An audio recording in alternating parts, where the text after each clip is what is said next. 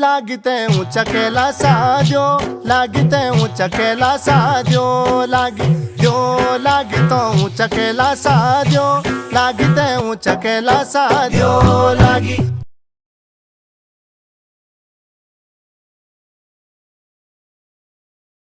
नमस्कार, स्वागत है आपका हॉलीवुड न्यूज शो में और आपके साथ मैं हूं करीना भट्ट।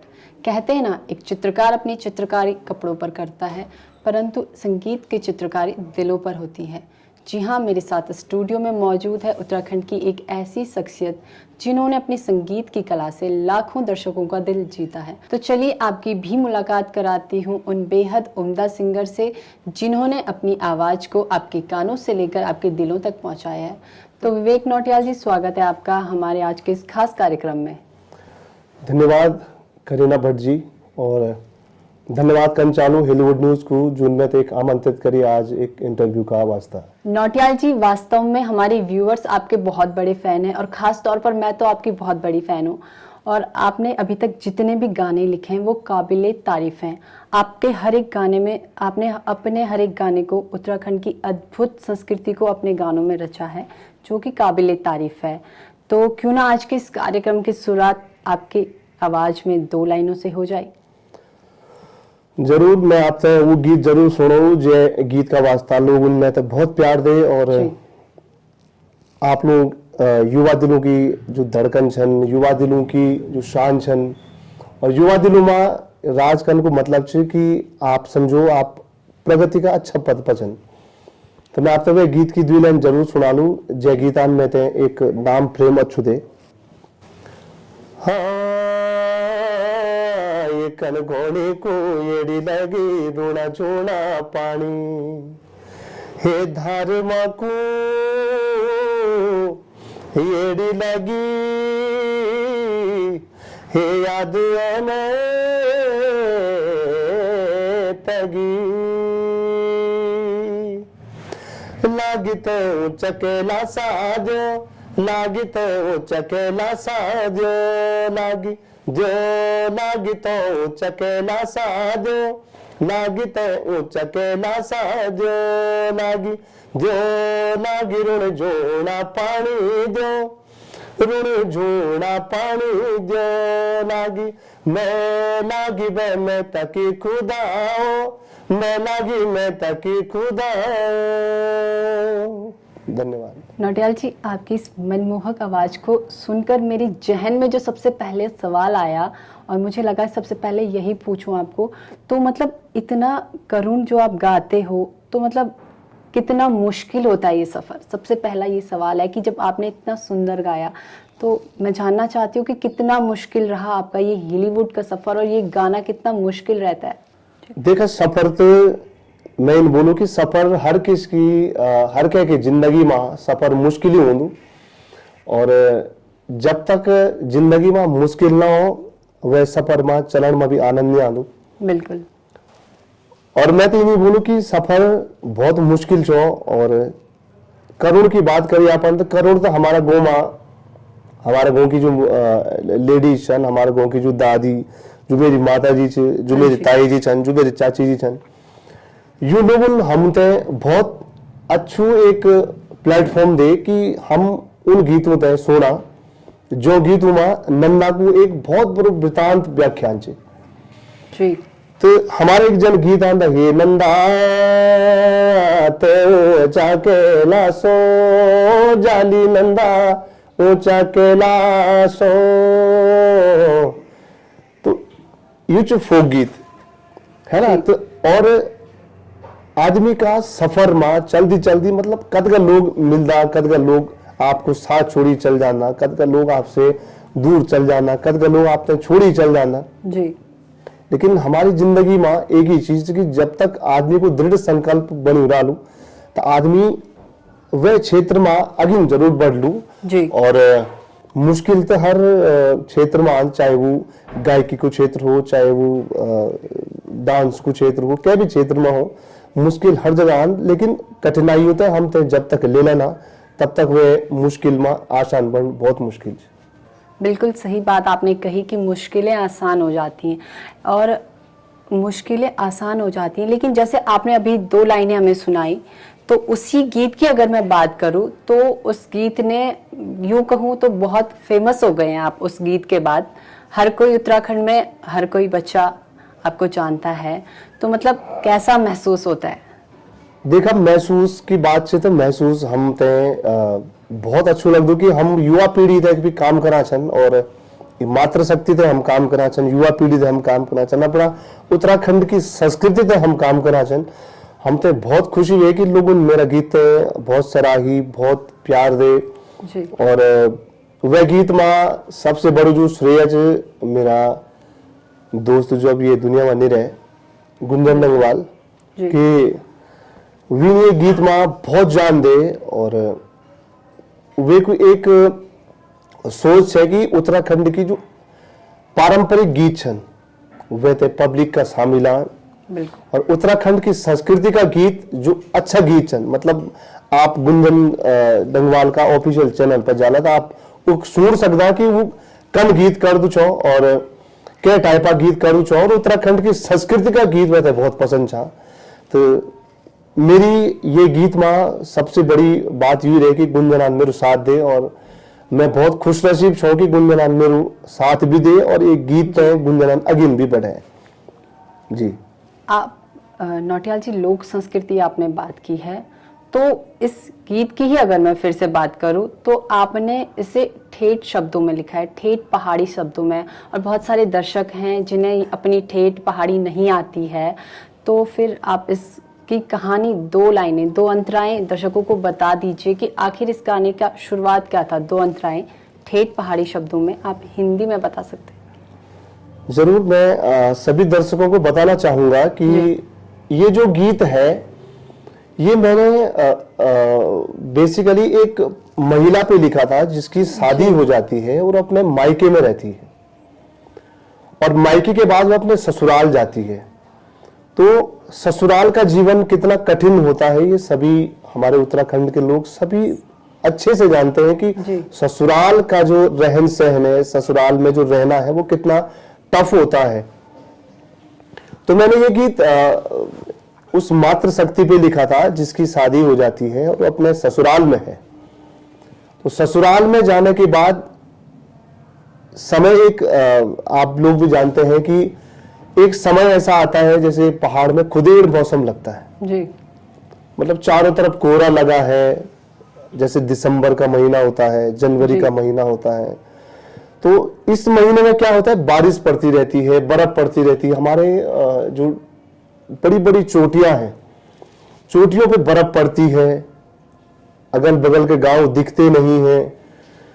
तो ये मेरी बहुत पुरानी एक बचपन से मैं ऐसा सोचता था कि मैं कुछ एक ऐसा गीत लिखूंगा जिसमें कि एक खुद हो, एक ऐसी खुद हो, मतलब याद हो, ऐसी याद हो कि वो अपने मायके को याद कर रही है। किस तरीके से याद कर रही है कि दुख से जी, कि मेरे माँ बाप ने मुझे यहाँ भेजा। इतना पहले संसाधन नहीं थे, बिल्कुल, पहले एक ही संसाधन था कि कोई गांव का मिल गया जी, तो उससे अपना संदेशा रहवार जो संदेश होता था उसे भेजा जाता था कि चाचा मिला या कोई मिला, उसे हम कहते थे बटोई। बटोई का मतलब होता है कि रस्ते में, हाँ, रस्ते में मिलने वाला, उसे जाने न जाने, अगर हम जानते भी हैं तो उसको हम बटोई कहते हैं जी। तो वो मेरा संदेशा ले जाएगा, क्योंकि पहले इतना संसाधन नहीं था। शादी हो जाती थी, उसके बाद मायके से कुछ लोग जाते थे कि हाँ भाई तुम्हारी बेटी ने आना है, उसको कह रही थी कि मुझे मायके बुलाओ, ये करो। तो एक विवाहित लड़की पे मैंने ये गीत लिखा था जी।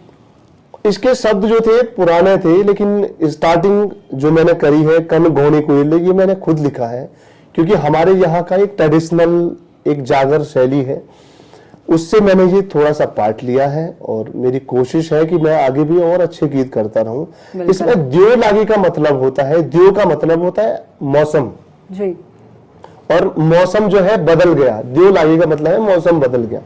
कन घोड़ी कोयड़ी लगी रोड़ा जोड़ा पानी, मतलब मौसम बदल गया है। लंबा वृतांत है, बहुत बड़ा। आप मैंने कोशिश करी है कि दर्शकों के लिए कि जो ये गीत है ये आप अगर मेरे गीत सुनेंगे तो उसमें क्वेश्चन के साथ आपको आंसर भी मिल जाएगा और मैंने इसके जो शब्द लिए हैं वो बहुत सूक्ष्म लिए हैं। हाँ, कुछ शब्द मैंने ट्रेडिशनल जरूर लिए हैं, मैं कोशिश कर रहा हूँ ट्रेडिशनल शब्द भी आगे आने चाहिए। आप जाइए, सुनिए, और हमने हिंदी अनुवाद, इंग्लिश अनुवाद और साथ में गढ़वाली वृतांत भी अपने उस गीत में दिया है। बिल्कुल नौटियाल जी, आपने जैसे बात की कि एक महिला की, विवाहित महिला की, जिसको रहबार पहुंचाना काफी, मतलब आपने बहुत करुण भाषा में इस गीत को लिखा है। तो मतलब कितना चैलेंजिंग होता है इस प्रकार के गीतों को लिखना? देखिए, चैलेंज तो उत्तराखंड में बहुत बड़ा है जी, क्योंकि आप अगर डीजे सॉन्ग के बीच में अपने को दिखाना चाहते हैं, वो भी एक फोक के माध्यम से, और फोक तो उत्तराखंड में शायद धीरे धीरे अब आ रहा है, लेकिन पहले विलुप्त तो हो रहा था बहुत ज्यादा, क्योंकि लोगों ने डीजे को ज्यादा अपनाया है और फोक को इग्नोर किया है। जी, तो मेरी कोशिश पहली बटन यूं ही रहे कि मैं हमेशा फोक का वास्ता में हमेशा लिख दूं, और फोक का वास्ता ही मैं एक जिंदा भी छूं, बिल्कुल, क्योंकि हमारी जो संस्कृति है वो फोक पर डिपेंड, ना कि डीजे पर। देखा, हम चाहे युवा पीढ़ी की हर कहते हैं चैन उसकी वो गीत उमा डांस करूं, कोई दिक्कत नहीं, आप डांस करा, लेकिन आप पब्लिक तय कोई इन कंटेंट भी परोसा कि जो हमारा संस्कृति का वास्ता हो। बिल्कुल सही बात। तो मेरा जितना भी गीत लिखा है, मेरे जो सबसे पहलू गीत है छो बाडूदी, तो बाडूदी मतलब भी याद ही हूं। तो मेरी कोशिश हुई कि उत्तराखंड का पारंपरिक जो गीत चन वो आगिन हो और युवा पीढ़ी से पता चलू कि हमारी संस्कृति क्या है और हमारी संस्कृति अब क्या होनी। कि युवा पीढ़ी का मैं दोष कहता नहीं दूं कि जब पब्लिक एक्सेप्ट करनी तो उनको भी क्या गलती। सही बात है ना, जब डीजे एक्सेप्ट पब्लिक ही करनी चाहिए, अगर पब्लिक ही वो तो एक्सेप्ट नहीं करी तो डीजे में इन मतलब इन गीत के लिए चल रहा। नौटियाल जी, अभी आपने अपने पहले गीत की बात की, बाडोली, जो मुझे लग रहा है कि वाकई में बहुत ही खूबसूरत होगा, तो क्यों ना हमारे दर्शकों को भी उसकी 2 लाइनें तो बनती हैं। जरूर, मैं गीत है 2 लाइन आपने जरूर सुना लूं जी। मेरा गोला बाडूदी लागी गे, मेरा गोला बाडूदी लागी गे, मेरा गोला बाडूदी लागी गे, मेरा गोला बाडूदी लागी गे, मैं कह की बाडूदी लागी गे, मैं कह की बाडूदी लागी गे। हाँ, जवत जाया छा बॉर्डर, मैं जवे की बाडूदी लागी छरे, मेरा गोला बाडूले, जवेत जाया चा बॉर्डर, जवेत जाया चा बॉर्डर, मैं वो की बाडूदी लागी गे, मैं वो की बाडूदी लागी गे, गोला बाडूदी लागी गे, मेरा गोला बाडूदी लागी गे। तो ये गीत बहुत ही काबिले तारीफ है, मतलब मुझे खुद बाडोली लग रही है, समझ नहीं आ रहा किसकी लग रही है, लेकिन इतना सुंदर गीत इन्होंने गाया है। तो कुछ लोग उसे अपने प्रोफेशनल वर्क की तरह लेते हैं, उसे स्ट्रगल पीरियड में लेते हैं, और मैं तो संगीत को एंजॉय करती हूँ। तो आपका क्या देखना है और आप किस तरीके से संगीत को लेते हैं? देखो, मैं तो सिर्फ एक ही चीज कहना चाहूंगा, और ऊपर वाला हर किसी की लेखनी ऊपर ही लिख देता है। बिल्कुल। और हमारी किस्मत में संगीत के क्षेत्र में आना था, तो हम संगीत के क्षेत्र में आ चुके हैं। जी। बेसिकली देखा जाए तो मैं इंटरमीडिएट जो मेरा इंटर हुआ है वो हुआ है फिजिक्स केमिस्ट्री से। तो इंटर तक मैं बस ऐसे ही गाता था, फोक गाता था, कॉलेज लाइफ में भी गाया मैंने, लेकिन बेसिकली जो संगीत शिक्षा होती है वो स्कूल से ही शुरू हो जाती है। बिल्कुल। तो स्कूल से ही मेरा संगीत में बहुत रुझान था। मेरे टीचर भी बोलते थे कि ये तो गलती कर दी इसने फिजिक्स और केमिस्ट्री में आके, या साइंस साइड लेके इसने बहुत बड़ी गलती कर दी। तो प्रेशर एक आदमी का अपने ऊपर नहीं होता है, प्रेशर होता है घर वालों का। सही बात। घर वाले कहते हैं नहीं आप आर्ट नहीं पढ़ोगे, घर वाले कहते हैं नहीं आपको आप साइंस engineer ही बनना है। पढ़ोगे, है ना। तो हमने घर वालों के प्रेशर में आके साइंस ले ली, हम पास भी हो गए। मैं देहरादून आया 2008, 9, 10 की बात कर रहा हूं मैं देहरादून भी आया। मैंने बीएससी का फॉर्म डाल दिया SGRR से, जो ये पथरी बाग में है, वहाँ पे उनका बहुत बड़ा कॉलेज है SGRR का। तो मैंने वहाँ से बीएससी करी, फर्स्ट ईयर किया, सेकंड ईयर किया।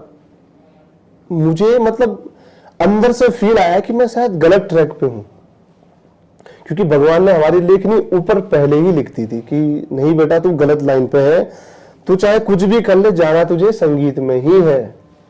दर्शकों के दिलों में। हाँ, और मैंने बीएससी छोड़ दी। मैंने जहां तहां से पता किया कि मुझे संगीत की शिक्षा या संगीत से मुझे, ताकि मेरे को एक बेनिफिट भी मिले और मेरे पास एक सर्टिफिकेट भी आ जाए या मेरे पास डॉक्यूमेंट भी संगीत के आ जाए, तो वो कहाँ से होगा। तो मेरी बात हुई उत्तराखंड के बहुत बड़े अच्छे नृत्य निर्देशक हैं श्री अनिल बिष्ट जी, पौड़ी से हैं। तो उनसे मेरी बात हुई, तो उन्होंने मुझसे कहा कि संजय पांडे हैं, एक श्रीनगर में हैं, वो भी बहुत अच्छा गाते हैं और उनका भी पीएचडी है संगीत पर, नंदा के लेखन पे पीएचडी है, उनकी बुक आती है मार्केट में। तो उन्होंने मुझसे बोला कि आप आ जाओ और मैं तुम्हारा एडमिशन कराऊंगा। और एडमिशन भी मेरा बहुत खतरनाक तरीके से हुआ है।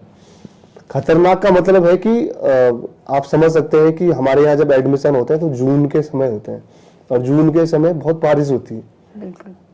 और श्रीनगर से आगे एक जगह है सिरोबगढ़ ही शायद वो जगह, तो वहां पे स्लाइडिंग होती है, बहुत ही भयंकर स्लाइडिंग होती है। तो मैं बस से जा रहा था, तो भयंकर स्लाइड हो रखी थी। तो वहां के जो एचओडी हैं श्रीमती आशा पांडे जी, तो एक मतलब डेट आज लास्ट थी, अगर आज मेरा एडमिशन नहीं होता तो मुश्किल था मेरा बीए म्यूजिक में एडमिशन होना। तो बस श्रीनगर पे पहुंचती थी 9:30 बजे, तो मैंने कहा मैं 10 बजे तक कॉलेज पहुंच जाऊंगा, 10 बजे कॉलेज भी खुल जाता है। तो मैं यहां से निकला तो स्लाइडिंग हो रही थी, कुछ भी हो रही थी, लेकिन मैंने कहा मुझे एडमिशन लेना है। तो मैंने जीन्स पहनी थी, तो मैंने जीन्स जो पहनी थी, मैंने जीन्स की बाहें करी ऊपर, अब पीठ पे बैग था, उसमें डॉक्यूमेंट थे, सब कुछ थे। तो आपको विश्वास नहीं आएगा, जब वो स्लाइडिंग हो रही थी तो मुझे डर भी लग रहा था कि मैं जाऊं ना जाऊं। लोगों ने मुझे बोला कि भाई मत जा, क्योंकि ये रास्ता बंद हो गया, तो जब इधर जाना है तो आपको पार करना ही पड़ेगा। और दिमाग में सिर्फ एक ही चीज थी कि मुझे आज एडमिशन लेना है किसी भी हाल में। तो मैंने कुछ नहीं देखा, मैंने रेस मारी, कुछ नहीं देखा, बस मैंने सोचा कि अब चाहे जो होगा देखा जाएगा। तो मैंने रेस मारी, घुटने मेरे, आप विश्वास नहीं करोगे, मतलब कीचड़ इतना था कि मेरे घुटने से ऊपर तक।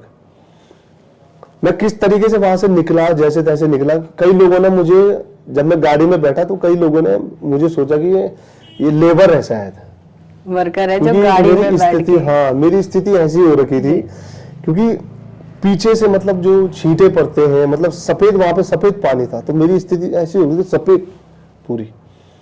तो जैसे तैसे मैं वहां पहुंचा, तो जैसे मैं अपने डिपार्टमेंट में पहुंचा म्यूजिक के, तो सर ने कहा, मैंने फोन किया तो सर ने मुझे पहचाना ही नहीं, कि मेरी स्थिति खराब थी। सर ने कहा तू ही विवेक है? मैंने कहा हाँ जी सर मैं ही हूँ। कि क्या स्थिति है ये मैंने कहा सर ऐसी स्थिति हो गई थी, ये वो। तो उन्होंने फिर मेरा तब जाके एडमिशन किया, फिर मेरा वहां से बीए कंप्लीट हुआ, फिर मेरा एमए कंप्लीट हुआ, और भातखंडे से भी मेरा निपुण कंप्लीट होने वाला है संगीत के क्षेत्र में ही। बस ये है कि दिल में एक जुनून था। मैं कह रहा ना, ऊपर वाले ने हमें पहले ही लिख दिया होता है कि आपका ट्रैक अलग है।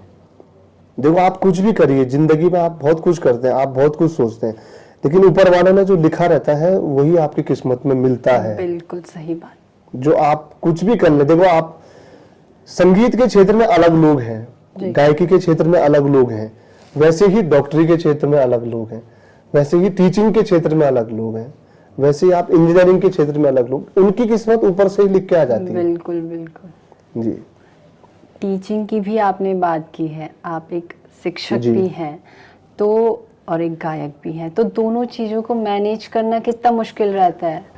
बहुत ज्यादा मुश्किल है, क्योंकि आज की युवा पीढ़ी को सामने लाना और युवा पीढ़ी के सामने अपने उन गीतों को रखना जिन गीतों को समझने में बहुत मुश्किलें आती हैं। बिल्कुल।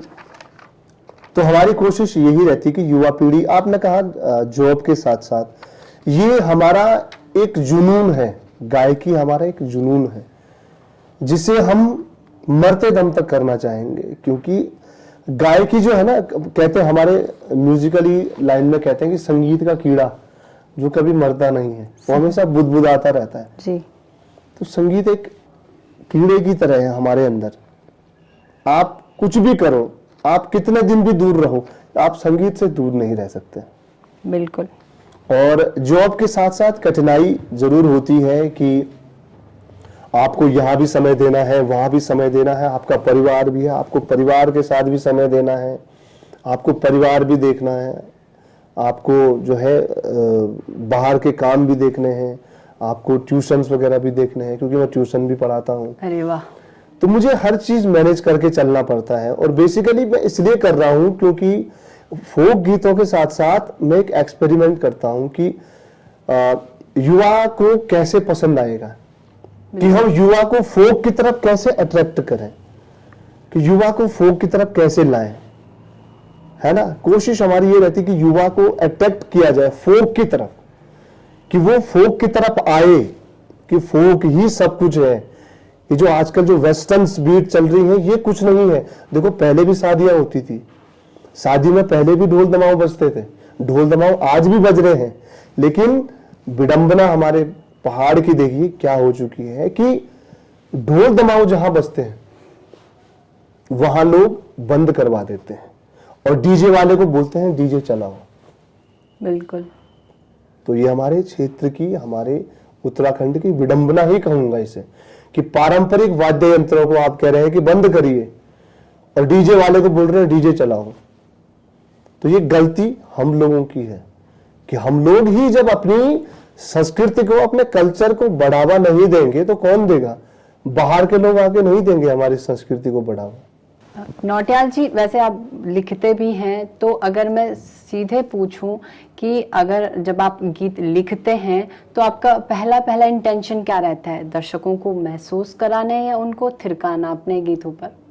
देखिए, मैं आपको सीधे सीधे बता दूं, मुझे डीजे से कोई मतलब नहीं है जी।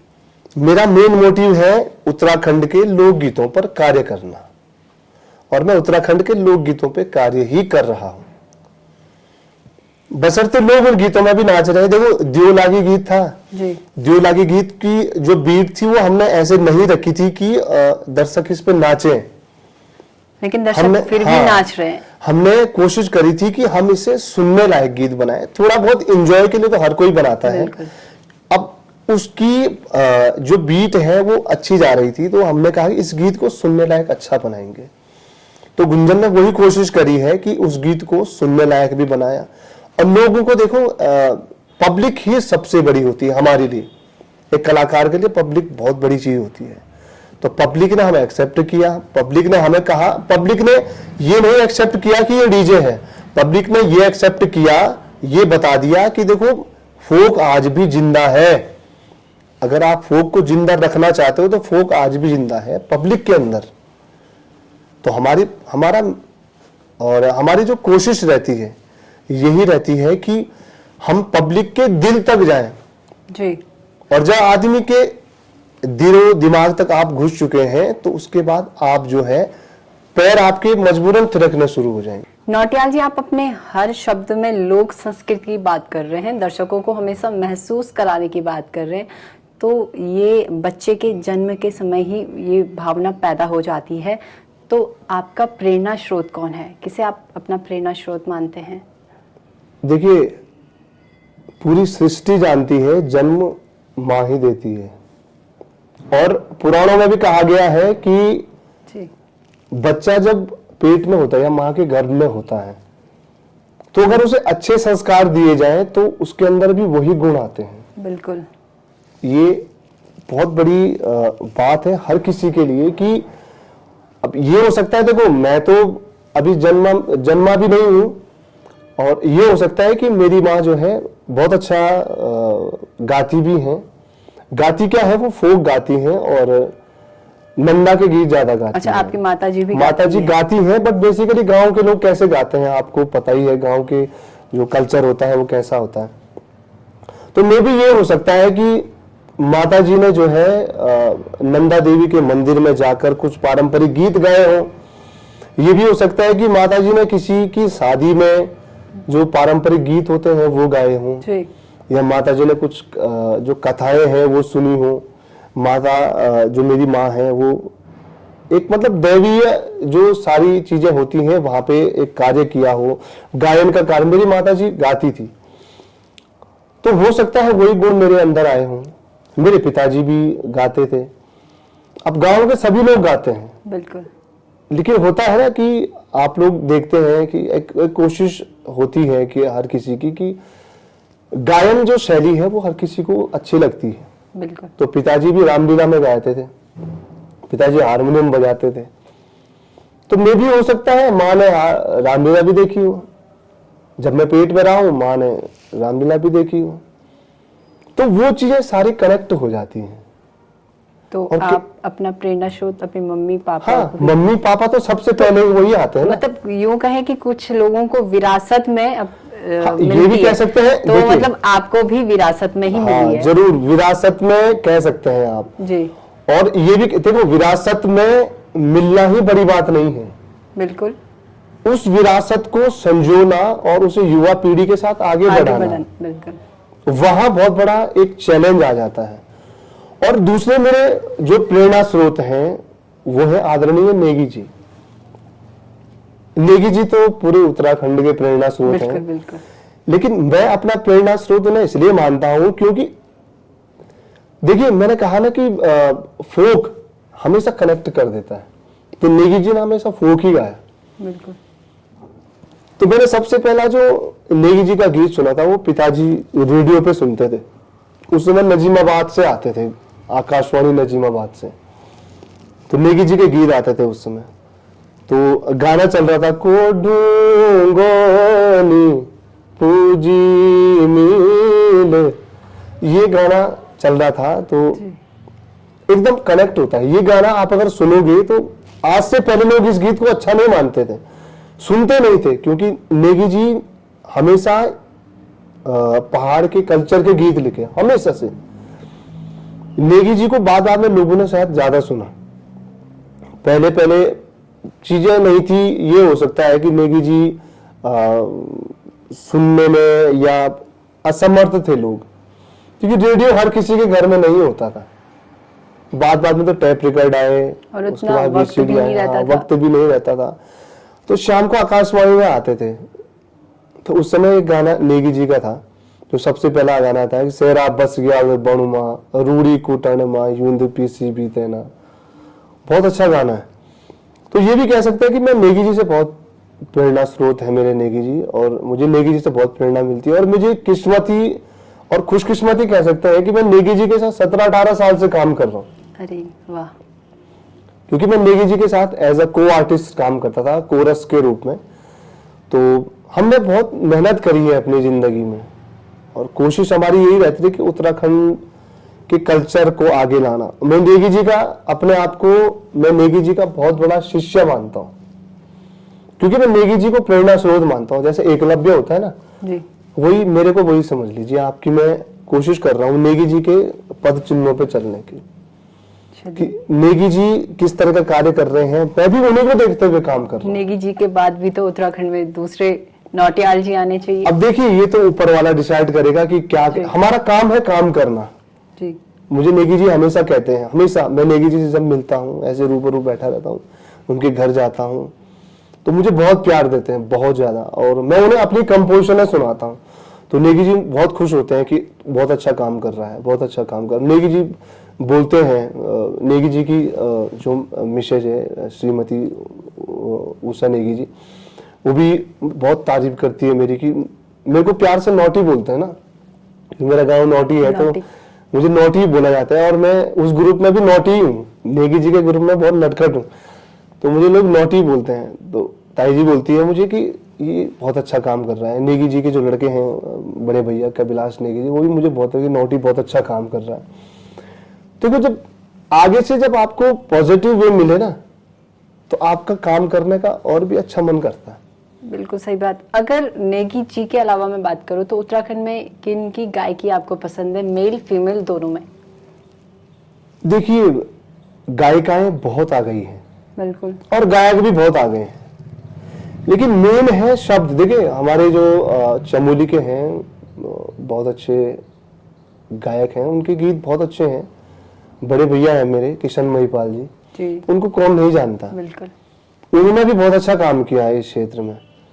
और आज की युवा पीढ़ी के साथ बात करी जाए तो युवा पीढ़ी में मेरा बहुत अच्छा दोस्त है और हम साथ ही उठना बैठना होता है हमारा।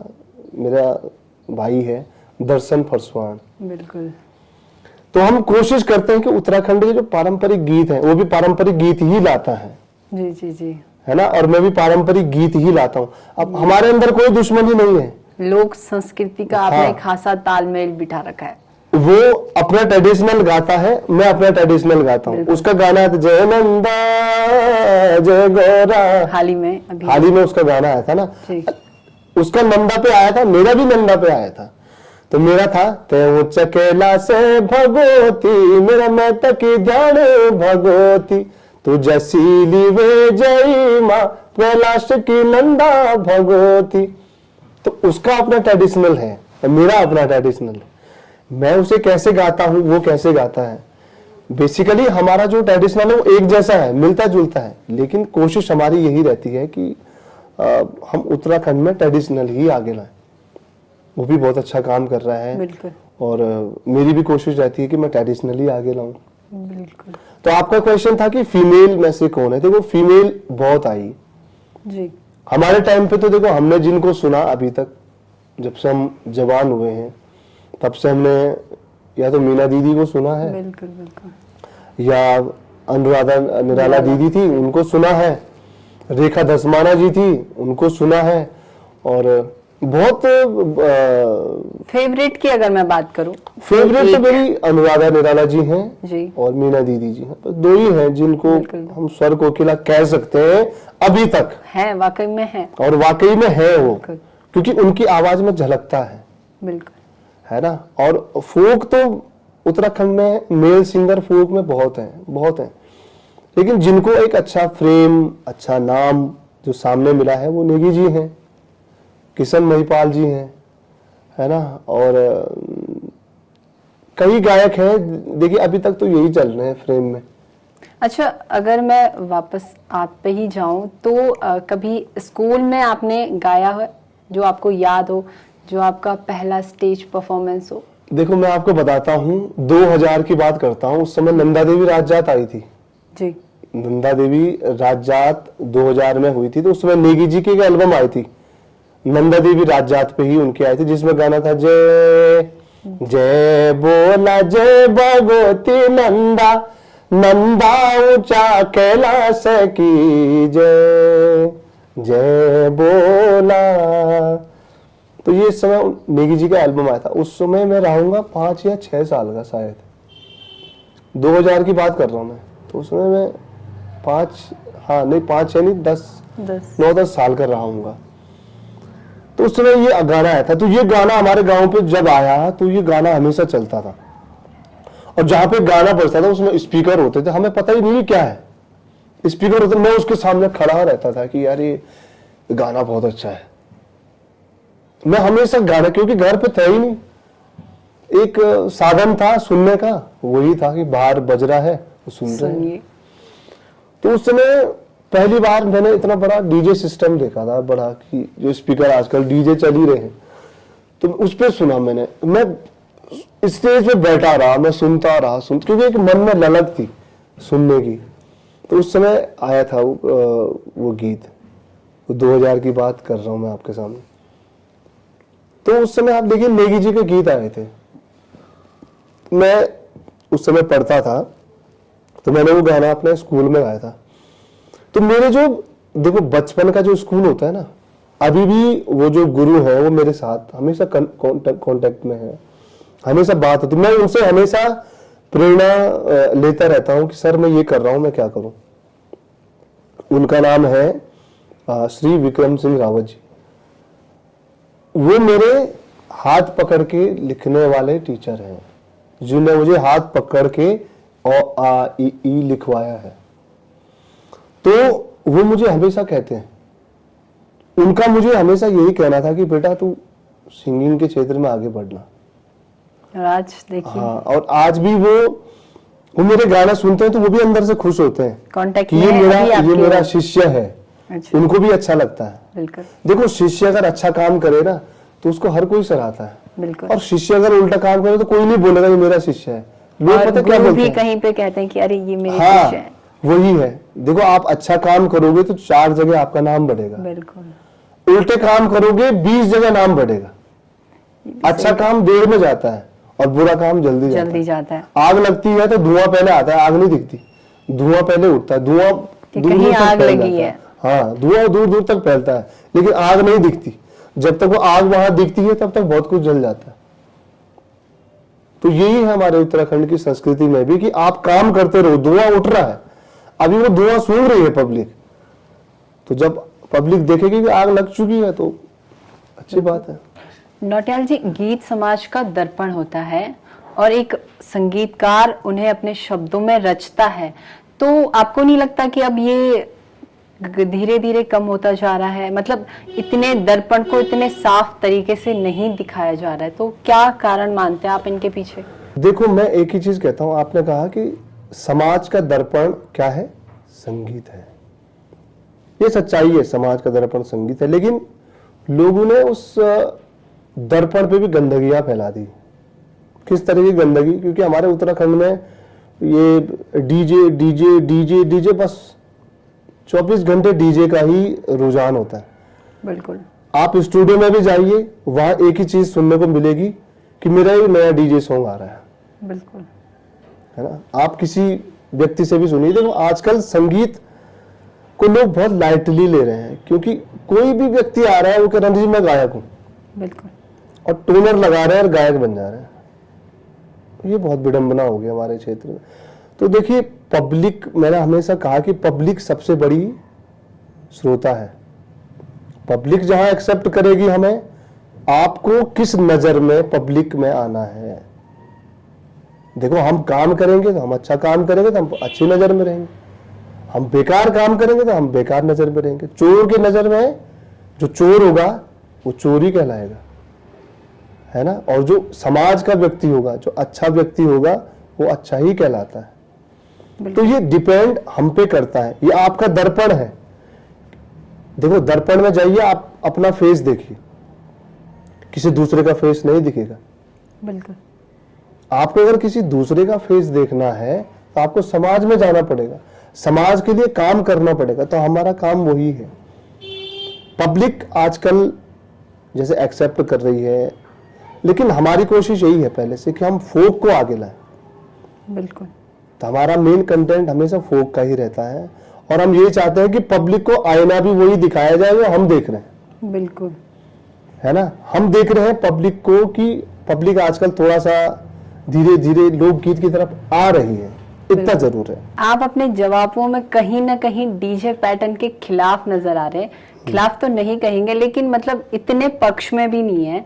और श्रोताओं की भी आपने बात की है, तो अगर मैं रिदम की इसमें बात करूं तो उत्तराखंड के म्यूजिक में एक ही रिदम को बार बार अपनाया जाता है। तो रिदम क्या माने से गायक? देखिए, मेरा तो एक ही मानना है, उत्तराखंड में बहुत रिदम है जी, और आप कह रहे हैं मैं डीजे के खिलाफ नहीं हूं, क्योंकि एक माध्यम सुनने का वही है, डीजे ही एक माध्यम है सुनने का। और आजकल एक नया प्लेटफॉर्म है यूट्यूब। बिल्कुल यूट्यूब से ही आपको नाम, फ्रेम, सब कुछ मिल रहा है। लेकिन मैं कह रहा हूं कि पहले भी तो हमने अपने मनोरंजन के साधन किए होंगे ना। ऐसा नहीं है कि संगीत आज ही से ये 21वीं सदी में या 20वीं सदी में आया होगा, नहीं। संगीत हमेशा पुरानों से आया है। पहले भी गायक हुए थे और अभी भी गायक हैं, लेकिन पहले और अब की गायकी में अंतर ये आ गया कि पहले जो गीत गाए जाते थे वो गीत संस्कृति से जुड़े हुए होते थे, लेकिन आज की डेट में पब्लिक एक ही चीज चाहती है कि डीजे पे गाना आ जाए, नाच जाए, शादी में जा के खाना पच जाए, बस यही बहुत है उनके यही लिए। चीज जी। अच्छी चीजें लोग सुनना नहीं चाहते। मैं नहीं कहता मैं ही अच्छा कर रहा हूं। बिल्कुल। उत्तराखंड में आप YouTube पे जाइए, बहुत अच्छे अच्छे गायक हैं और बहुत अच्छे अच्छे लोक गायक हैं जिनको लोग सुनना ही नहीं चाहते। लेकिन आजकल डीजे पैटर्न का बहुत दौर चल रहा है, और यूं कहूं मैं तो डीजे पैटर्न में जो शब्द इस्तेमाल होते हैं ना, वो कई बार ऐसे भी होते हैं जो दर्शकों को पसंद नहीं आते हैं। तो कभी आपके साथ ऐसा हुआ है कि मतलब आपने कोई संगीत बनाया हो और न चाहते हुए भी कुछ ऐसा शब्द उसमें हो गया हो जिसमें ऊपर आपका वाले की इतनी दर्शक कृपा है कि मैंने अभी तक जितना काम किया है लोगों ने सराहा है। बस यही ऊपर वाले की कृपा है और मैं यही चाहता हूं कि उसका आशीर्वाद हमेशा यही बना रहे कि मैं बस, और मुझे पब्लिक एक फोर्स करती रहे, एक प्रेरणा देती रहे कि सर आप ये ऐसे काम करते रहो। मैं हमेशा उत्तराखंड में यही कह रहा हूं कि कोशिश करो कि उत्तराखंड की संस्कृति आगे आए, न कि उत्तराखंड की जो विरासत है उसको आप आगे ले जाओ। उत्तराखंड के जो कल्चरिक गीत हैं, जो पारंपरिक गीत हैं, आपने रिदम की बात करी, तो उत्तराखंड में कितना ज्यादा रिदम है। देखो, डोर का रिदम है, हुड़के का रिदम है, ढोल का रिदम है जी। और ढोल पे ही इतनी ताले हैं, पता नहीं कितनी ताले हैं ढोल पे। बिल्कुल। जागर शैली की बात करें तो ये 8, 12, 18, 20, 25 इतनी मात्राओं पे जागर गाए जाते हैं। दिदिंग दिदिंग ताक दिदिंग दिदिंग, जब आह्वान होता है तो आह्वान के टाइम पे दिन ताक दिन दिन ताक दिन दिन ताक दिन दिन, इस तरीके का पैटर्न चलता है। और जब देवताओं को नाचने का मन करता है तो धिंगता दिगदा धिंगता दिगदा, ये पैटर्न चलता है। लोग काम ही नहीं करते, लोग एक ही चीज के पीछे पड़े, दिखता दिखता दिखता दिखता, ये चल रहा है। बिल्कुल बिल्कुल, एक ही रिदम को बार बार, एक ही रिदम को बार बार। गीतों की भी अगर मैं बात करूं तो म्यूजिक भी यहाँ रिक्रिएट किए जाते हैं बार बार। तो इस पर आपका क्या कहना है कि युवा पीढ़ी कुछ नया सीखना नहीं चाहती है, या फिर जो आप लोगों ने गाए हैं उन्हीं को नए पैटर्न में, इस पर? देखो, मैं यही कहना चाहूंगा, युवा पीढ़ी काम तो करना चाहती है लेकिन वो पिसा हुआ आटा खाना चाहती है। मेहनत करके खेती करना नहीं चाहती, मेहनत करके अनाज उगाना नहीं चाहती। आप ये मान के चलिए कि मैं दिन भर जॉब पे रहता हूँ, शाम को मेरे ट्यूशन्स वगैरह भी रहते हैं जी। फिर मैं स्टूडियो का काम भी करता हूँ जी। और जितना टाइम मुझे बचता है मैं 12-1 बजे तक, रात कभी कभी मुझे 2 बज जाती है, मैं गीतों को लिखता हूँ जी। कभी कभी समय नहीं मिलता, कभी मुझे लेट हो जाती है, कभी मैं जब समय मिलता है खाली समय उस समय मैं गीत लिखता हूँ, लेकिन मेहनत करनी पड़ती है। अगर आपको रोटी खानी है तो रोटी खाने के लिए भी आटा गूंदना पड़ेगा। बिल्कुल। आटा ही मुंह में नहीं डाल सकते आप, बिल्कुल गूंथना पड़ेगा। रोटी अगर खानी है तो युवा पीढ़ी यही चाहती है। युवा पीढ़ी चाहती है कि हम नॉर्मल शब्द लिख दें और पब्लिक भी एक्सेप्ट करती है उनको। जी। ऐसा नहीं है पब्लिक एक्सेप्ट नहीं करती, पब्लिक भी एक्सेप्ट कर रही है उनको। बिल्कुल। लेकिन कहते हैं ना हमेशा कि जो जितने जल्दी ऊपर जाता है ना, बिल्कुल। एक हवा गुब्बारा आता था पहले, अब जब तक उसमें हवा है ऊपर जाता है, हवा निकली तो नीचे आ गया, पता भी नहीं चलता है। तो यही समय है। डीजे जो पैटर्न है, जो वेस्टर्न जो गाने हैं, ये कुछ समय के लिए होते हैं। बिल्कुल। ये आप लॉन्ग टर्म में काम नहीं कर सकते इनके साथ। अच्छा, संस्कृति की आप हर बार बात कर रहे हैं, हर बार आप संस्कृति का जिक्र कर रहे हैं, तो उत्तराखंड में कई फिल्मों की शूटिंग होती है, लेकिन दुर्भाग्य है कि हिंदी फिल्मों में हमारी लोक संस्कृति को नहीं दिखाया जाता है। तो इस पर आपका क्या काम रहेगा? आप क्या चाहते हैं कि किस प्रकार से हिंदी फिल्मों में भी उत्तराखंड की संस्कृति को दिखाया जाए? देखिए, मैं तो सिर्फ एक ही चीज कहता हूँ, अगर हमारे यहाँ शूट होता है, जी। देखो ये इंडस्ट्री पे बात होती है कि वो शूट कहाँ करना चाहते हैं, लेकिन हमारी सरकार भी इस पे काम कर सकती है। बिल्कुल। कि अगर आप हमारे यहाँ शूट कर रहे हैं तो हम ये नहीं कह रहे हमसे गाना करवाओ या हमसे काम करवाओ। हमारे उत्तराखंड में नेगी जी हैं, नेगी जी से आप चाहे 2 मिनट का कोई गाना ले लो, आप उस मूवी में 2 मिनट का एक गाना हमारा भी डाल दो। पहनावा हमारा कल्चर आगे आएगा। तो ये चीज सरकार करना ही नहीं चाहती है। तो और दूसरी बात, मैं आपको एक बात और बताता हूं, आजकल मेले चल रहे हैं, विशाल मात्रा में मेले। पब्लिक जिसको जानती नहीं, आम पब्लिक जो वहां की होती है, उन्हें लोग आगे नहीं बढ़ाना चाहते। अच्छा, नगर पालिका भी यही करती है। हमारे यहाँ की नगर पालिका को मैंने देखा कि वो लोग पता किसे बुलाएंगे, हिंदी सिंगर को। बिल्कुल।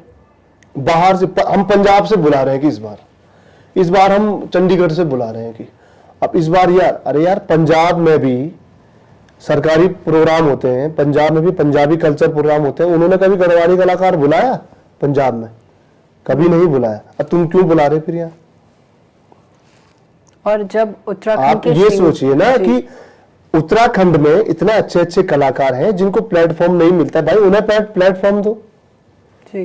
भाई, उत्तराखंड के जो मेले हो रहे हैं वो उत्तराखंड के लिए हैं। बिल्कुल सही बात। ना कि पंजाब वालों के लिए। पंजाब वाले तो यहाँ आए, दो चार तुड़ुक तुड़ुक दुन गाना सुनाया और चल दिया, अपना पैसा बटोरा और निकल दिया। युवा पीढ़ी भी उन्हीं को पसंद करिए क्योंकि उसने पीछे से झूमना है। युवा पीढ़ी क्यों पसंद, मैं बोल रहा हूँ ना, मेरे को थाली में अगर खीर दिया जाएगा तो मैं खीर ही तो खाऊंगा। बिल्कुल। वो हलवा है ही नहीं तो मैं हलवा समझ के क्यों खाऊं उसे। बिल्कुल। थाली में जब खीर है तो हमें खीर ही मिलेगी। तो जब पब्लिक को वही परोसा जाएगा तो पब्लिक वही सुनेगी और थोड़ी देर एंजॉय करेगी, निकल जाए। अरे एंजॉय करने के लिए हमारे उत्तराखंड में बहुत अच्छे अच्छे कलाकार हैं भाई, उन्हें तो आप जगह नहीं दे रहे। अब पंजाब से बुला रहे हैं तुम यहाँ पे। यार, पंजाब में भी सरकारी प्रोग्राम होते हैं, पंजाब में भी सरकार के कल्चरल प्रोग्राम होते हैं। वो हमारे गढ़वाल के तो कोई हमारे आज तक नेगी जी ने पंजाब में तो कभी प्रोग्राम नहीं किया उनके उसमें। प्रीतम भरद्वाज जी ने नहीं किया, किशन महिपाल ने नहीं किया। क्यों नहीं किया? क्योंकि वो लोग बुलाते ही नहीं है। तो हम लोग क्यों बुला रहे हैं उन्हें? हम भी तो ये चाहते हैं कि हमारे पब्लिक, जो हमारी पब्लिक है, वो हमारी संस्कृति में बंधी रहे। लोकल कलाकार को आप तजुर्बा जिसको ज्यादा होता है उसको आप प्लेटफॉर्म देते नहीं है, तो कहाँ से युवा पीढ़ी आगे आएगी? बिल्कुल सही बात। और युवा पीढ़ी की मैं बात करूं तो आपके अपकमिंग प्रोजेक्ट क्या हैं जो आप युवा पीढ़ी के लिए लेके आना? देखो, मेरे जो अपकमिंग जो प्रोजेक्ट हैं वो भी मेरी कोशिश यही है कि उत्तराखंड के कल्चर बेस, मैं बोलते रहा हूँ, मैं ऐसा काम नहीं करता। संस्कृति से बहुत जुड़े मैं बहुत जुड़ा हुआ हूँ और बचपन से जुड़ा हूँ। बहुत अच्छी बात है ये। और क्यों जुड़ा हूँ उसके पीछे भी रीजन है। उसके पीछे रीजन ये है कि हमने पहले से ही अपने गांव में अपनी मातृशक्ति को देखा है। बिल्कुल। अपनी बहनों को देखा है, अपनी माँ को देखा है, अपनी दादी को देखा है कि उनका पहनावा क्या था। अभी मैं बोल रहा हूँ ना कि उत्तराखंड में कई शब्द ऐसे हैं जो लोगों को पता ही नहीं है और वो शब्द मैं लेके आ रहा हूँ। बिल्कुल। है ना कि एक बहुत पुराना लोकगीत भी था, उसमें भी वो शब्द है बिवई। बिवई, बिवई का मतलब किसी को पता ही नहीं हुआ अभी तक कि बिवई का मतलब होता क्या है। बिवई का मतलब होता है पिपना होता है। ये चीजें लोगों को पता ही नहीं है कि हाँ, नेगी जी को जरूर पता है इन बारे में, क्योंकि मैं नेगी जी से डिस्कस कर चुका हूँ इस बारे में। तो लोगों को पता ही नहीं बिवई क्या हुई, फिपना क्या हुई। ये हमारे गढ़वाल में हमारे हाँ, ये वर्ल्ड है हमारे। जब हमारे जैसे मौसम में हमारे पैर फट जाते हैं तो उसे बिवई कहा जाता है। बिवई फट गई इस तरीके से। हाँ, और लेकिन आजकल शब्दों का इस्तेमाल कहाँ होता है? नहीं होता है आजकल। नॉर्मली शब्द का इस्तेमाल होता है, जैसे ओ छोरी, मतलब। अच्छा, मैं एक चीज और कहता हूँ कि पहले से ही प्रकृति की सुंदरता पे हमेशा लोग काम करते रहते हैं, लेकिन आज के लोग सिर्फ किस पे काम कर रहे हैं? फीमेल पे। कि तेरे आंखों का काजल है ना, तेरे गाल का गाने भी ज्यादातर उन्हीं पे बनते हैं। लड़कियों पे। अगर अच्छा इस सृष्टि में लड़की नहीं होती तो गाने कहाँ बनते? ये बात सही है। ये भी एक कहने वाली बात है ना, कि लड़की नहीं होती। आप YouTube पे जाइए, सारे गाने देखिए लड़कियों पे ही है, लड़कों पे कोई गाने नहीं है। नहीं, ऐसा नहीं है, लड़कों पे भी गाने हैं पर है, लेकिन कम मात्रा में है ना। ये भी है कम मात्रा में है, लेकिन बड़ी जो संस्कृति है वो हमेशा लड़कियों पे ही आधा। क्यों? क्योंकि लड़कियों का पहनावा ज्यादा होता है और लड़कों का क्या है? साज श्रृंगार। हमेशा आज से ही नहीं, पुराणों से ही साज श्रृंगार ज्यादा लड़कियां ही करती, लड़के नहीं करते। लड़कों के पास नॉर्मली क्या है? कुर्ता डाला, पैजामा डाला, फतुरी डाली, टोपी डाली, खत्म। वो रिवाज भी कहाँ रहा अब नहीं रहा ना। तो ये देखो, जीन्स का जमाना, मैं भी जीन्स में आया हूँ। देखो, बिल्कुल। क्योंकि अगर आप लोग जो है, देखो सबसे बड़ी चीज क्या होती है, पब्लिक जैसा आपको एक्सेप्ट करेगी, आपको वैसे ही काम करना पड़ेगा। पब्लिक ने मुझे एक्सेप्ट क्या किया कि मैं अच्छा काम कर रहा हूं, तो मुझे आगे भी अच्छा ही देना पड़ेगा। मैं घटिया काम करूंगा, पब्लिक फेंक देगी मुझे। नौटियाल जी, वैसे आप संस्कृति की बात कर रहे हैं और जिस तरीके से आप युवा पीढ़ी की बात कर रहे हैं कि दिशा बदल रही है, तो फिर आपको क्या लग रहा है कि जिस हिसाब से युवा पीढ़ी की सोच बदल रही है, संस्कृति को लेकर हर चीज बदल रही है, तो उत्तराखंड का संगीत किस दिशा में जा रहा है? देखिए, लोग काम भी कर रहे हैं जी। और मैं बोल रहा हूं ना आपको कि लोग सिर्फ एक ही चीज पे काम कर रहे हैं, लोगों को नचाना। तो देखो, मैं कहता हूं नचाओ, लेकिन उत्तराखंड की संस्कृति पर भी काम करो। उत्तराखंड में एक ही चीज नहीं रहेगी, नाचना। बिल्कुल। संस्कृति भी आगे आनी चाहिए। देखो, अभी मेरे जो गीत आएंगे उनमें आप देखना कि पंचमी के गीत भी आएंगे। पंचमी तो लोगों ने भूल ही दी। अब जब से नेगी जी ने, प्रीतम भरतवाड़ ने इन चीजों को वो किया, तो लोग पंचमी तो भूल ही गए। पंचमी के गीत हैं आपके चमोली के जो फोक है, फोक गीत जिन्हें कहते हैं कि मंगल स्नान कहते हैं हमारे यहाँ ना, शादी के लिए जी। तो उसके गीत हैं। बसंत के गीत हैं। बसंत तो शुरू हो जाता है, बिल्कुल, है ना। आप पंचमी से लेके बसंत ही शुरू होता है। आई पंचमी माऊ की, बाटी घर आदि जाओ की। और पंचमी तो तब तक चलती, बिकोती के महीने तक चलती रहती है पंचमी वगैरह।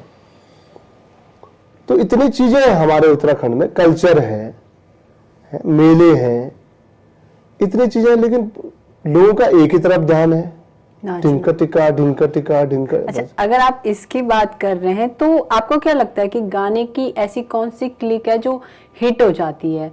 ये जो डीजे देखो, गाना पैटर्न नहीं जी। मैं ये नहीं कहता। देखो, मैंने आपको एक ही बात कही ना, मैंने भी तो काम किया है और मैं भी अभी भी काम कर रहा हूँ। मुझे डीजे से मतलब ही नहीं है। अच्छा। हाँ, देखिए अब ऐसा है ना, देखिए अब गाना है, जैसे मेरा गाना है वो चकेला से भगोती, मेरा नाटक की ध्यान भगोती। अब इसका बीट जब यही चल रहा है तो इसमें भी आदमी नाचता है, लेकिन है तो भक्ति का गीत ना जी। ये जरूरी नहीं है कि आप एक ही बीट पे काम करो। अभी जैसे मेरा दियोलागी आया, तो कई लोग कह रहे थे कि ये गीत तो बहुत पुराना था, ये था। अरे भैया, था पुराना तो आप लोगों ने क्यों नहीं खोजा भाई? बिल्कुल भाई, पुराना था तो खोजते। अभी मैं ऐसे ऐसे गीत ला रहा हूं कि उसको सुनने के बाद फिर लोग बोलेंगे कि ये गीत तो हमने सुने थे, लेकिन ला नहीं पाए। बिल्कुल। क्योंकि मेरे कुछ गीत ऐसे ही आ रहे हैं जो पब्लिक ने सुने हैं, लेकिन वैसे वो पब्लिक भूल चुकी है, और वो ट्रेडिशनल सॉन्ग है सारे। तो मेहनत करनी पड़ती है भाई। खाना बनाना है तो प्याज टमाटर सब्जी लाके किचन में रख दो, सो जाओ बिस्तर में, जी खाना बन गया होगा, नहीं हो सकता। मेहनत करनी पड़ती है उसके लिए। अगर आपको चटकारे लेने हैं तो मेहनत करनी पड़ेगी। बिल्कुल। और हमें भी अगर पब्लिक को कुछ अच्छा परोसना है तो मेहनत करनी पड़ेगी। बिल्कुल बिल्कुल। और बिना मेहनत करे कुछ नहीं होता, ये सब जानते हैं, पूरी दुनिया जानती है, बिना मेहनत करे कुछ नहीं हो सकता। तो नौटियाल जी, आज की इस बातचीत में आपने जुनून, मेहनत और संस्कृति की ही बात की है, तो जाते जाते हमारे दर्शकों के लिए आप क्या संदेश देना चाहते हैं? युवा पीढ़ी को क्या संदेश देना चाहते हैं? और 2 लाइनें फिर आपके किसी फेवरेट सॉन्ग की हो जाए। दर्शकों को मैं एक ही चीज कहना चाहूंगा कि आप लोग सुनिए। सुनने की क्षमता आप लोगों में ज्यादा होती है, और आप लोग ही एक पब्लिक को ही कहा जाता है कलाकार की जान। तो आप लोग सुनिए, समझिए। मैं ये नहीं कहता कि मैं आज इंटरव्यू के लिए आया तो मेरे गीत सुनिए, नहीं। उत्तराखंड में मुझसे भी अच्छे अच्छे कलाकार हैं, उनको भी सुनिए, उनको भी आगे लाइए, क्योंकि उत्तराखंड की संस्कृति आगे आएगी तो हमारे उत्तराखंड की संस्कृति और विशाल होगी। तो कोशिश करिए अच्छा कंटेंट आगे आए, बिल्कुल है ना। अगर देखिए जब तक दूध अच्छा है तो दही अच्छी बनेगी, दही अच्छी बनेगी तो छाछ अच्छी होगी, और छाछ से नोन अच्छा निकलेगा। नोन का मतलब होता है मक्खन। मक्खन। जब मक्खन अच्छा होगा तो घी भी अच्छा होगा। बिल्कुल। तो जब पहले ही अच्छी चीजें दी जाएगी तो लास्ट में आते आते चाहे उसका परिवर्तन हो रहा है किसी भी रूप में, वो आपके सामने आएगा, आपको खाने को अच्छा ही मिलेगा। तो मेरा भी पब्लिक से यही कहना है कि आप कोशिश करिए परंपरागत गीत जो पब्लिक, जो सिंगर्स आपके सामने ला रहे हैं उनको आगे बढ़ाइए। देखिए रील आप उनमें भी बना सकते हैं, आजकल रील का जमाना है, रील आप उनमें भी बना सकते हैं। नेगी जी का गाने आते हैं उनमें रील नहीं बनती है। मैं कह रहा हूं कि पुराने गाने अब चलना शुरू हो रहे हैं जिन पे मैंने काम किया था पहले, और अब वो शुरू हो रहे हैं चलना, पब्लिक के बीच में आना। तो मैं यही कहता हूं अगर आप काम अच्छा करोगे तो आपको पुराने काम भी अच्छा दिखेगा। अगर आप शुरू से ही काम अच्छा नहीं करोगे तो काम अच्छा नहीं दिखेगा। मकान की जब नींव रखी जाती है, नींव ही सही नहीं होगी तो मकान ढिलेगा, दरार पड़ जाएगी मकान में। बिल्कुल। तो नींव मजबूत होनी चाहिए। हमारी नींव क्या है? हमारी सबसे बेसिक जो नींव है वो है हमारी संस्कृति। बिल्कुल। हमारी संस्कृति जब सही रहेगी तो हम सही रहेंगे, और हम अगर अच्छा परोसेंगे तो पब्लिक भी अच्छा परोसेगी। भाई कलाकार ही होता है जो पब्लिक में खाना परोसता है। खाने का मतलब क्या है? पब्लिक में कंटेंट परोसता है। भाई हम अगर अच्छा परोसेंगे तो पब्लिक अच्छा एक्सेप्ट करेगी ना। अब आप पब्लिक को वही एक्सेप्ट परोस रहे हैं जो हमेशा डीजे ढिंका टिका डीजे रील बनाओ, ये बनाओ वो बनाओ। ठीक है, रील अच्छी चीजों पे भी तो बन सकती है। बिल्कुल। दियोलागी गीत आया तो दियोलागी गीत में लोगों ने अलग अलग धर्म से जोड़ा। बिल्कुल। एक ध्यान के प्रति जोड़ा, माता के प्रति जोड़ा, नंदा के प्रति जोड़ा, मंदिरों से जोड़ा। तो कंटेंट ऐसा हो कि जो हर जगह कनेक्ट हो जाए। अच्छा, जाते जाते दर्शकों को 2 लाइन बता दे कि किस तरीके का कंटेंट ज्यादातर लेके आना चाहिए। देखिए कंटेंट पब्लिक एक्सेप्ट करेगी, और कंटेंट आप अच्छा लाएंगे तो पब्लिक एक्सेप्ट करेगी। पब्लिक गंदा जब एक्सेप्ट कर सकती है, पब्लिक जब उन कल्चर को एक्सेप्ट कर सकती है जो वेस्टर्न है। यार वेस्टर्न तो हमारे यहाँ कोई मतलब ही नहीं बनता ना। हमारे तो पारंपरिक रिदम क्या है? डोल है, दबाव है, डोर है, तकली है, उड़का है, मसक बीन है, ये हमारी चीजें हैं कल्चर की। तब आप इन्हीं को भूल जाओगे। भाई आप किसी भी स्टूडियो में जाओ, कलाकार एक ही चीज बोलेगा, मेरे गाने में किक होनी चाहिए। अरे किक का मतलब क्या है भाई? ये चीज बहुत गलत है। देखो आप प्योर चीजें आगे लाइए। आजकल के गायक तो बीच बीच में अपने नामों का जिक्र कर रहे हैं, रैपिंग का भी बीच देखिए में ये अब संस्कृति में जोड़ा जा रहा है। उनका अपना पर्सनल है जी, इसके बारे में ना ही बोले तो ज्यादा बढ़िया है जी। क्योंकि उनका पर्सनल मैटर। जब जो कंटेंट जो आदमी वहां पे काम करवाने जा रहा है वही चीज लेके जा रहे हैं, जब उसी को कोई प्रॉब्लम नहीं है तो हमें किस बात की प्रॉब्लम? मेरे गाने में तो नहीं है ना, तो मैं किसी दूसरे के लिए भी नहीं बोल सकता हूँ। जब उसको पसंद है, वो लगाना चाह रहा है तो लगाए। बिल्कुल सही बात, वो उस पर डिपेंड है। दर्शकों के लिए 2 लाइन जाते जाते। देखिए मैं लाइन क्या, मेरे गीत तो आप सुनते ही हैं। मैं आदरणीय नेगी जी का एक गीत जरूर सुनाना चाहूंगा क्योंकि वो मेरे गुरु हैं, तो गुरु के गीत भी होने चाहिए। बिल्कुल। तो मैं आपको उनके एक गीत सुनाता हूँ जो मुझे बहुत पसंद है। लयो छो भाग छाटी की, देयो छावे को अंजोदून, साला बीरानी सगोरा पोड़ू निखे जानी क्या कंता। लयो छो भाग छाटी की, देयो छावे को अंजोलून। धन्यवाद। वाह, मंत्र मुक्त कर देने वाली आवाज। तो ये थे हमारे साथ उत्तराखंड के जाने माने गायक विवेक नौटियाल जी। उम्मीद करती हूँ कि आपको आज का ये खास कार्यक्रम पसंद आया होगा और दोबारा मुलाकात होगी उत्तराखंड के एक ऐसे ही शख्सियत से। तो तब तक के लिए बने रहें और देखते रहिए हॉलीवुड न्यूज।